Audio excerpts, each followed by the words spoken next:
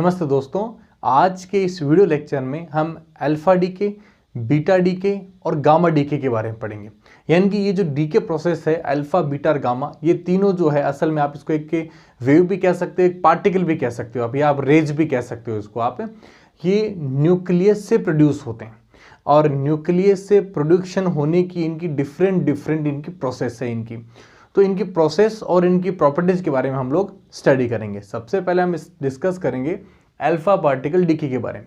Alpha particle DK है वो बहुत ही थोड़ा पुराना मान सकते हो आप, क्योंकि रदरफोर्ड ने अपने एक्सपेरिमेंटर में अल्फा पार्टिकल को यूज किया था और उन्होंने अल्फा पार्टिकल का प्रोडक्शन जो है वो रेडियो एक्टिव सब्सटेंस से किया था।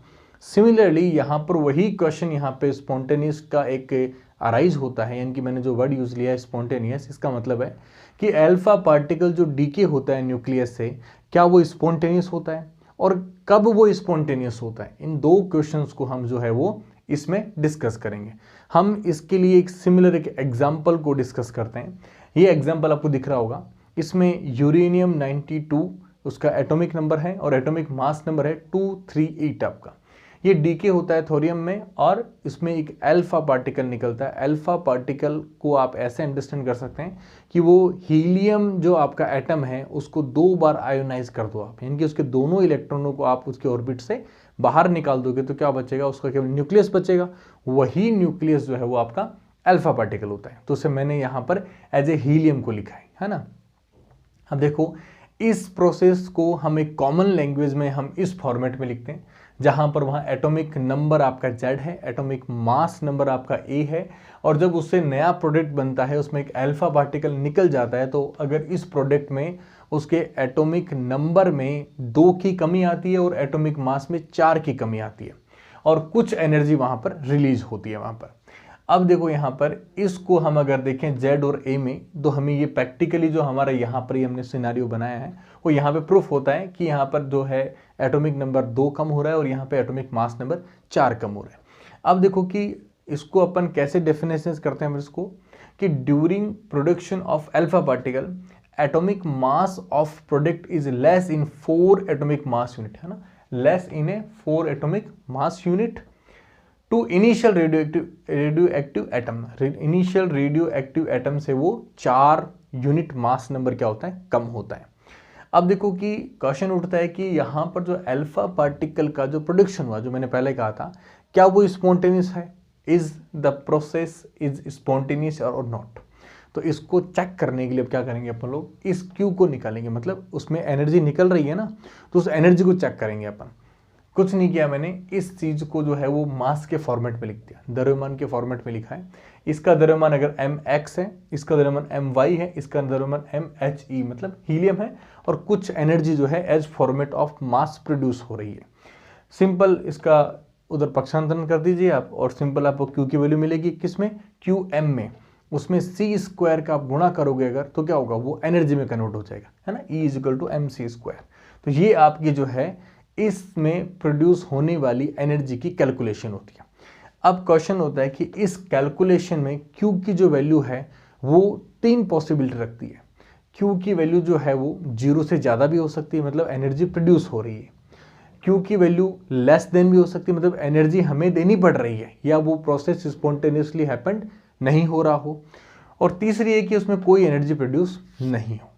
तो इस चीज़ को डिस्कस करने के लिए अल्बर्ट आइंस्टाइन ने कुछ अपना स्टेटमेंट दिया। वो क्या दिया कि according to Einstein energy mass relation, यानी कि simple E = mc², conservation of energy, यानी कि और 2 यूज किया है, मास एनर्जी रिलेशन और कंजर्वेशन ऑफ एनर्जी को यूज करके उन्होंने क्या बोला कि spontaneous emission is possible if parent nucleus have greater mass than own product. यानी कि ये कह रहा है अगर ये प्रोसेस स्पॉन्टेनियस है, यानी कि अल्फा पार्टिकल अगर न्यूक्लियस से स्वतः ही बाहर निकल रहा है, तो वो एक ही शर्त पे बाहर निकल सकता है। वो शर्त क्या है, वो है कि इस न्यूक्लियस का द्रव्यमान जो है वो ज़्यादा होगा किससे, इससे बनने वाले जो प्रोडक्ट हैं।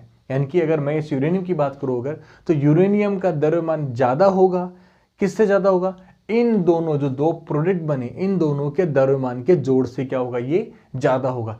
ऐसी कंडीशन में ही जो है वो स्पॉन्टेनियस यानी कि स्वतः ही अल्फा पार्टिकल का प्रोडक्शन होगा, अन्यथा नहीं होगा। इसको थोड़ा सा अपन जो है न्यूमेरिकल फॉर्मेट में देख लेते हैं, है ना। कि देखो मैंने यहाँ पे प्रत्येक जो एलिमेंट है आपके, इन सब के मैंने द्रव्यमान लिख रखे, किसके, एटम के नहीं, न्यूक्लियस के द्रव्यमान लिख रखे हैं मैंने, है ना। और मैंने यहाँ पर Q की वैल्यू फाइंड आउट की है। Q की वैल्यू कैसे फाइंड आउट करूंगा, मैं यूरेनियम का द्रव्यमान लिखूंगा, उसमें से मैं आपका थोरियम का द्रव्यमान घटा दूंगा और आपका हीलियम का द्रव्यमान को माइनस कर दूंगा, सिंपल प्रोसेस से, और गुणा C² करोगे तो क्या होगा, एनर्जी मिल जाएगी। देखो मैंने यहाँ पे पूरा प्रोसेस कर लिया है, आप प्रैक्टिस कर लेना, मैं डायरेक्टली वैल्यू लिख रहा हूँ। इनके द्रव्यमान को अगर अपन घटाते हैं अगर, तो मुझे ये कैलकुलेशन मिलती है इन द्रव्यमान की आपके, इसमें C² गुणा करूंगा अगर, तो मुझे क्या मिलेगी, एनर्जी मिलेगी मेरे को। तो यानी कि Q की वैल्यू मुझे कितनी मिली, 4.25 मेगा इलेक्ट्रोवोल्ट। ये क्या इंडिकेट करती है कि जब यूरेनियम का एक एटम जो है वो थोरियम में कन्वर्ट होता है और अल्फा पार्टिकल प्रोड्यूस करता है, उसके साथ वो 4.25 मेगा इलेक्ट्रोवोल्ट एनर्जी और हमें देता है। यानी कि ये प्रोसेस हमें एनर्जी दे रही है हमें, यानी कि Q की वैल्यू ग्रेटर देन 0 हुई, यानी कि ये एक्सोथर्मिक प्रोसेस है, यानी कि इस प्रकार के प्रोसेस में हमें हीट मिलती है वहां पर। अब देखो कि सिमिलर एक एग्जांपल और लेता हूं, क्योंकि Q की वैल्यू ग्रेटर देन 0 है, इसका मतलब ये प्रोसेस क्या हो रही है, स्वतः ही प्रोसेस हो रही है ना, क्योंकि इसमें जो द्रव्यमान का जो अंतर है वो क्या है, पॉजिटिव है। इस इक्वेशन पे विचार कीजिए एक बार, इसमें यूरेनियम सिमिलर वही एटम है, ठीक है, वो किसी दूसरे प्रोडक्ट में कन्वर्ट हो रहा है, वो एक मान लिया Pa पोलोनियम मान लिया, इसमें वो कन्वर्ट हो रहा है और वहां पर प्रोडक्ट में 1H1 यानी कि एक हाइड्रोजन आपको मिल रहा है। उस प्रोसेस में अगर आप पता लगाना चाहो कि ये प्रोसेस स्वतः ही घटित हो रहा है कि नहीं हो रहा है, देखो ये प्रोसेस स्वतः ही घटित हो रहा है, इसका प्रूफ पता कैसे चला, इसका पता चला कि इसका द्रव्यमान जो है इन दोनों द्रव्यमान से क्या होगा, जोड़ से क्या ज्यादा है, तो क्या होगा, वो प्रोसेस स्वतः ही घटित हो रहा है। इस वाले केस में देखो आप, मैंने यूरेनियम का द्रव्यमान लिख रखा है और पोलोनियम का द्रव्यमान मैंने यहाँ लिख रखा है, और पूरी कैलकुलेशन जो हमारा फॉर्मूला दिया हुआ है, ये वाला फॉर्मूला दिया है, इसके बेस से मैंने यहाँ पे पूरे फॉर्मूले में किया, मुझे क्या मिला, माइनस, इनकी द्रव्यमान का अंतर नेगेटिव मिला, यानी कि इसका द्रव्यमान जो है वो कम है इन दोनों के द्रव्यमान के जोड़ से कम है, यानी कि उसके मास, इनकी इसका मास जो है वो ग्रेटर देन है इन दोनों के मास के सम से, तो मुझे क्या मिलेगा, माइनस मिलेगा आपका। उस स्थिति में क्या होगा, मेरे को एनर्जी जो है वो कितनी मिलेगी, -7.68 मेगा इलेक्ट्रोवोल्ट एनर्जी मिलेगी।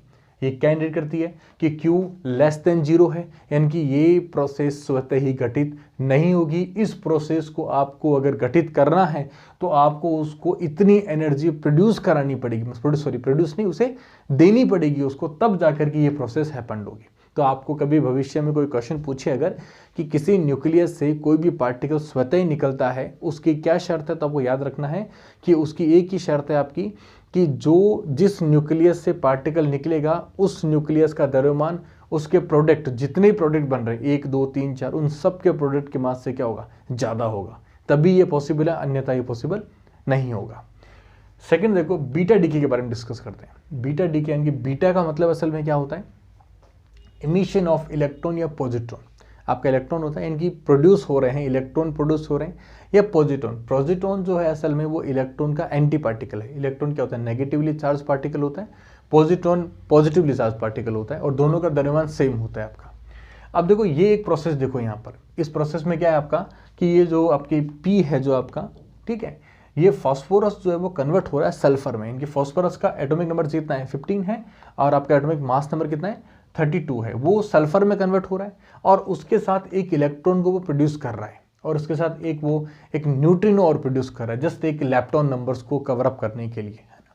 तो एक तो ये प्रोसेस हुआ, एक सिमिलर ये प्रोसेस देखो, दोनों प्रोसेस को आप गौर से देखोगे अगर, एक प्रोसेस में तो इलेक्ट्रॉन प्रोड्यूस हो रहा है, दूसरे प्रोसेस में क्या हो रहा है, पॉजिट्रॉन प्रोड्यूस हो रहा है, मतलब इलेक्ट्रॉन के ऊपर प्लस पॉजिट्रॉन प्रोड्यूस हो रहा है। इन दोनों प्रोसेस में अगर अपन एटॉमिक नंबर को देखें, अगर इनकी जेड को देखें, तो यहाँ जेड कितना है, 15 है आपका, यहाँ पे कितना है, 16 है, यहाँ पे +-1, इनकी इलेक्ट्रॉन पे चार्ज कितना होता है, -1 होता है, यानी कि जेड क्या हो रहा है, बैलेंस हो रहा है आपका। यहाँ पर देखो, यहाँ पर भी जेड क्या हो रहा है आपका, बैलेंस हो रहा है। आप एटॉमिक नंबर को देखिए, आप एटॉमिक नंबर यहाँ 32 है, यहाँ भी कितना है, 32 है, यहाँ पे कितना है, 22 है, यहाँ भी कितना है, 22 है। इन दोनों का कॉन्क्लूजन क्या निकलता है, इन दोनों का कॉन्क्लूजन ये निकलता है कि बीटा नेगेटिव डीके जब होता है, बीटा नेगेटिव डीके मतलब प्रोडक्शन ऑफ इलेक्ट्रॉन, जब बीटा नेगेटिव डीके होता है तो क्या होता है, जेड मतलब प्रोटॉन नंबर जो होता है of product nucleus is increase by 1। देखो यहाँ पर कि यहाँ पर पोटेशियम मतलब ये जो फास्फोरस था वो कन्वर्ट हुआ सल्फर में और वहाँ पे एक इलेक्ट्रॉन का प्रोडक्शन हुआ, यानी कि फास्फोरस का न्यूक्लियस अगर एक इलेक्ट्रॉन को प्रोड्यूस करता है अगर, तो वो असल में किस में कन्वर्ट होता है, वो असल में सल्फर अपने नेक्स्ट एलिमेंट में कन्वर्ट हो जाता है। तो इसका मतलब क्या हुआ कि जब बीटा माइनस बीटा डीके होगा उस कंडीशन में एक एटॉमिक नंबर की संख्या बढ़ जाएगी, किसमें, प्रोडक्ट में बढ़ जाएगी। वहीं रिवर्स देखो, जब प्लस बीटा डीके होगा, यानी कि जब प्लस बीटा डीके होगा उस कंडीशन में क्या होगा कि Z proton of product nucleus is decrease by 1, यानी कि डिक्रीज मतलब घट जाएगा। मतलब यहाँ पे जेड कितना था, 11 था, यहाँ जेड कितना हो गया, 10 हो गया। ऐसा क्यों हुआ, due to conservation of charge. देखो यहाँ पर चार्ज का आप कंजर्वेशन करोगे अगर, तो यहाँ पे 16 प्रोटॉन है और 1 इलेक्ट्रॉन है, तो यहाँ पे रिजल्टेंट नेट चार्ज कितना बचेगा आपका, यहाँ पर असल में आपका 15 ही नेट चार्ज बचेगा। यानी कि यहाँ पर अगर आप आवेश को अगर संरक्षित करने का प्रयास करोगे, कंजर्वेशन ऑफ चार्ज यूज करोगे, तो ये बैलेंस हो जाएगा। लेकिन इसको बैलेंस करने के लिए क्या हो रहा है, प्रोटॉन नंबर में शिफ्टिंग हो रही है ना, 1 प्लस हो रहा है या 1 कम हो रहा है। तो याद रखना है बीटा नेगेटिव डी के अंदर क्या होता है, एक प्रोटॉन बढ़ जाता है आपका, ठीक है, और आपका यहाँ प्लस वाले में एक प्रोटॉन आपका घट जाता है इस प्रोडक्ट के अंदर। और इलेक्ट्रॉन आप ई आपका इलेक्ट्रॉन है और ई प्लस आपका एंटी इलेक्ट्रॉन है, और बाकी ये जो आपके हैं वो न्यूट्रिनोज है आपके। अब देखो कि इस प्रोसेस का इंपॉर्टेंस क्या होता है ना, कि बीटा माइनस डीके और बीटा प्लस डीके का इंपॉर्टेंस क्या है। तो देखो इसका इंपॉर्टेंस न्यूक्लियस को लेकर के हम डिस्कस कर रहे हैं, ऐसे तो बहुत कुछ होता है, केवल न्यूक्लियस को लेकर डिस्कस कर रहे हैं अपन लोग। कि देखो यहाँ पर एक न्यूट्रॉन है, न्यूक्लियस में क्या होते हैं, न्यूट्रॉन और प्रोटॉन होते हैं। एक न्यूट्रॉन है वो कन्वर्ट हो रहा है एक प्रोटॉन में, ठीक है। अगर न्यूट्रॉन कन्वर्ट हो रहा है प्रोटॉन में, तो अगर आप आवेश का संरक्षण करोगे तो क्या होगा, इसका आवेश 0 है, अगर इस 0 आवेश से प्रोटॉन बन गया अगर, मतलब उसके पास पॉजिटिव चार्ज है, तो बैलेंस करने के लिए आपको एक इलेक्ट्रॉन वहां लाना पड़ेगा। तो यहाँ आवेश को बैलेंस करोगे क्या, 0, ये +1 ये -1 दोनों ऐड हो क्या हो जाएंगे, 0 हो जाएंगे। मतलब इक्वेशन क्या हो जाएगी, सेटिस्फाइड हो जाएगी हमारी, ठीक है। तो ये इक्वेशन क्या बता रही है कि एक न्यूट्रॉन जो है वो प्रोटॉन में कन्वर्ट होता है और एक इलेक्ट्रॉन को प्रोड्यूस करता है। और ये एक तो ये बता रही है, दूसरी क्या बता रही है कि एक न्यूट्रॉन जो होता है वो स्वतंत्र तौर पर कभी भी स्टेबल नहीं रह सकता है, वो कुछ समय के बाद में प्रोटॉन में डीके हो जाता है और एक इलेक्ट्रॉन को प्रोड्यूस कर देता है। यानी कि feasibility inside outside the nucleus, यानी कि ये कह रहा है कि न्यूट्रॉन का प्रोटॉन में कन्वर्ट होने की जो पॉसिबिलिटी है वो न्यूक्लियस के अंदर भी है और न्यूक्लियस के बाहर भी है। यानी कि फ्री न्यूट्रॉन भी क्या होगा, प्रोटॉन में कन्वर्ट हो सकता है, ठीक है। Free neutron is unstable. और इससे क्या कंक्लूजन निकलता है आपका कि आपका जो फ्रीली कोई भी न्यूट्रॉन अगर नेचर में है अगर, तो क्या होगा, वो प्रोटॉन में कन्वर्ट हो जाएगा। इससे क्या तात्पर्य हुआ कि हमें हमारे यूनिवर्स में कहीं भी फ्रीली न्यूट्रॉन्स नहीं मिलेंगे हमें, क्योंकि वो सारे किस में कन्वर्ट हो चुके हैं, प्रोटॉन में कन्वर्ट हो चुके हैं। दूसरे केस को डिस्कस करते हैं, जस्ट रिवर्स केस है आपका, कि एक प्रोटॉन से एक न्यूट्रॉन बनता है ना, क्योंकि आपको पता है न्यूक्लियस में क्या होते हैं, प्रोटॉन और न्यूट्रॉन होते हैं, और दोनों क्या होते हैं, इंटरचेंजेबल होते हैं हमेशा। कि एक प्रोटॉन से एक न्यूट्रॉन बनेगा अगर, तो यहाँ प्रोटॉन पे चार्ज कितना है, प्लस है आपका, न्यूट्रॉन पे चार्ज कितना है, 0 है। आवेश को संरक्षित करने के लिए आपको यहाँ पर एक प्लस चार्ज लाना पड़ेगा आपको, और वो प्लस चार्ज किसके फॉर्मेट में आएगा, पॉजिट्रॉन के फॉर्मेट में आएगा, ठीक है। और लेप्टॉन नंबर को बराबर करने के लिए आपको वहाँ पर न्यूट्रिनो को बैलेंस किया गया है। तो ये जो इक्वेशन है आपकी वो क्या शो करती है कि ओनली फिजिबल इनसाइड न्यूक्लियस, यानी कि प्रोटॉन का न्यूट्रॉन में कन्वर्ट होने की जो पॉसिबिलिटी है वो केवल न्यूक्लियस के अंदर ही है। आउटसाइड द न्यूक्लियस ऐसी इक्वेशन कभी भी हैपन नहीं होगी।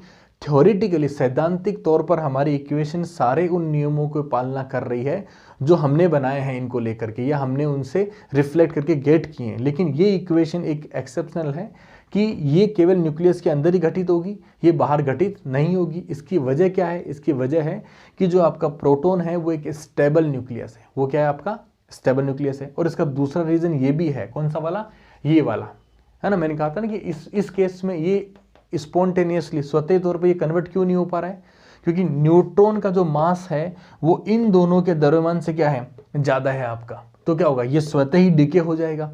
इस केस में क्या होगा, प्रोटॉन का द्रव्यमान जो है वो इन दोनों के द्रव्यमान से क्या है, कम है। अगर ज़्यादा होता तो दोनों डिके हो जाता, अपने आप डिके हो जाता। लेकिन क्या प्रोटॉन का मास क्या है, इन दोनों से कम है तो क्या वो डीके स्पॉन्टेनियस स्वतः डीके नहीं होगा। तो कंक्लूजन क्या निकला कि किसी भी इक्वेशन का स्वतः घटित होना किस पर निर्भर करता है, केवल द्रव्यमान पर निर्भर करता है आपका। और लास्ट अपन देख लेते हैं गामा डीके को देख लेते हैं। गामा डीके की डिस्कवरिंग जो है वो किसने की थी, पॉवेल विलियर्ड ने है गामा रेज को डिस्कवर किया था उन्होंने। और गामा रेज को आप इस प्रकार अंडरस्टैंड कर सकते हैं कि जब रेडियो एक्टिव सब्सटेंस जब सेल्फ डीके हो रहे थे, ठीक है, या हमने किसी लेबोरेटरी के अंदर हमने किसी भी एटम को एक्साइटेड करके और उसके आउटपुट में रेडिएशन जो हमने गेट की, तो हमने उसको कई फिल्टर लगाए। मान लिया इतनी मोटा फिल्टर लगा दिया, इतना मोटा फिल्टर लगा दिया, इतना मोटा फिल्टर लगा दिया, फिर हम चेक करते थे कि कितना रेडिएशन से उसमें से पार हो पा रहा। तो बहुत से रेडिएशन क्या होते थे कि मोटी परत के हिसाब से उसको पार नहीं कर पाते थे और वहाँ पर रुक जाते थे। लेकिन कुछ ऐसी रेज थी जो उन सब को पार करके बाहर निकल रही थी। यानी कि उन रेज की प्रॉपर्टी को क्या कंसिडर किया गया, क्या उनके प्रॉपर्टीज को एज्यूम किया गया, वो ये एज्यूम किया गया कि जो हमारा इलेक्ट्रोमैग्नेटिक स्पेक्ट्रा है हमारा, है ना, दिख रहा होगा आपको, इस इलेक्ट्रोमैग्नेटिक स्पेक्ट्रा में अगर आप लेफ्ट टू अगर राइट जाते हैं आप, अगर यानी कि अगर इधर से आप इधर जाते हैं तो उसमें फ्रिक्वेंसी लगातार बढ़ रही होती है ना, और वेवलेंथ जस्ट वाइस वर्सा होती है, जस्ट रिवर्स होती है कि वेवलेंथ क्या होती है, घट रही होती है। तो यानी कि आप अगर हायर फ्रिक्वेंसी की तरफ बढ़ते हो आप अगर, तो यहाँ पर देखो विजिबल रेंज आपकी एक्स रे, फिर आपकी गामा रे, फिर आपकी कॉस्मिक रे आती है। तो गामा रे की फ्रिक्वेंसी क्या होती है, बहुत ही ज़्यादा होती है। और फ्रिक्वेंसी जितनी ज़्यादा होगी उतनी ज़्यादा एनर्जी होगी। क्यों? क्योंकि एनर्जी इज इक्वल टू क्या होता है, एच न्यू होता है, यानी कि एनर्जी हमेशा समानुपाती होती है फ्रिक्वेंसी के, ठीक है। तो जितनी ज़्यादा फ्रिक्वेंसी होगी उतनी ज़्यादा उसकी क्या होगी, पेनिट्रेटिंग पावर होगी। और उस पेनिट्रेटिंग पावर की वजह से क्या होगा कि वो कितनी मोटी दीवार उसको भी क्या करेगी, वो पेनिट्रेट कर देगी उसको। अब अपन डिस्कस करते हैं कि इसकी डिस्कवरी हुई कैसे। तो उन्होंने कहा कि सिंपल, जब भी कोई रेडियो एक्टिव सब्सटेंस जब अल्फा डीके और बीटा डीके जब प्रोड्यूस करता है ना, बीटा डीके जब करता है, कई बार ऐसी स्थिति महसूस हुई, ठीक है, ये एज्यूम किया गया कि हो सकता है कि अल्फा डीके होने के बाद, बीटा डीके होने के बाद कई बार न्यूक्लियस जो होता है वो अनस्टेबल स्टेट में हो जाता है और वो उसके पास इतनी एनर्जी लूज करने के लिए नहीं होती है कि वो किसी अल्फा पार्टिकल की फॉर्मेट में या किसी बीटा पार्टिकल की फॉर्मेट में वो उसको रिड्यूस कर सके या अपने से निकाल सके। उस स्थिति में वो बहुत ही हायर एनर्जेटिक रेडिएशंस या रेज बाहर निकालता है। किस लिए? अनस्टेबल स्टेट से स्टेबल स्टेट में आने के लिए। वो जो एनर्जी है उसको हमने क्या है, गामा रेज के फॉर्मेट में डिटेक्ट किया। सिंपल एक एग्जांपल देख लेते हैं। देखो आपको एक कोबाल्ट का एग्जांपल दिख रहा होगा, 2760 कोबाल्ट है। ये न्यूक्लियस बीटा डीके करता है, यानी कि मान लिया माइनस बीटा डीके किया, ये वाला है ना, ये डीके करता है अगर वो, ठीक है। इस डीके को करने के बाद में ये जो न्यूक्लियस है वो अनस्टेबल हो जाता है और अनस्टेबल होने के बाद में क्या करता है कि वो कुछ विशेष प्रकार की रेज को और इमिट करता है, स्वतः ही इमिट करता है ना, अनस्टेबल टू स्टेबल होने के लिए। वो एक स्पेसिफाइड 2 मेगा इलेक्ट्रोवोल्ट की जो है वो एनर्जी की जो हमें रेज मिली है वो है अनस्टेबिलिटी टू स्टेबिलिटी की ओर। और वो किस में कन्वर्ट होता है, वो 28 निकल 60 में कन्वर्ट होता है। तो भैया देखा ना मैंने कि आपने क्या देखा था यहाँ पे कि यहाँ पर जब बीटा नेगेटिव डीके होता है तो हमेशा प्रोटॉन नंबर इंक्रीज हो जाता है। तो यहाँ प्रोटॉन नंबर 27 था, अब वो इंक्रीज होकर के 28 हो गया। लेकिन आपका जो एटॉमिक मास नंबर है इसमें कोई फर्क नजर नहीं आता है ना, एटॉमिक मास नंबर में कोई फर्क नजर नहीं आता है। तो इसके लिए अपन कैसे डेफिनेशन करेंगे इसकी कि during of alpha and beta decay radioactive nucleus became unstable nucleus return to stable ground state, then higher frequency या lower wavelength rays order of higher energy mega electrovolt are emitted. मतलब कि इनका कहने का मतलब है कि जब वो अनस्टेबल हो जाता है तो वो स्टेबिलिटी गेट करने के लिए कुछ रेडिएशन या कुछ रेज को वो इमिट करता है इन फॉर्मेट ऑफ हायर एनर्जी, इनकी बहुत हायर एनर्जी की, हायर फ्रिक्वेंसी की या लोअर वेवलेंथ की वो रेज को क्या करता है, इमिट करता है। उन रेज को हम क्या कहते हैं, गामा रेज कहते हैं। और उस प्रकार के डीके को हम लोग गामा डीके कहते हैं। तो आज के इस शॉर्ट लेक्चर में हमने अल्फा, बीटा और गामा डीके को डिस्कस किया। Thank you.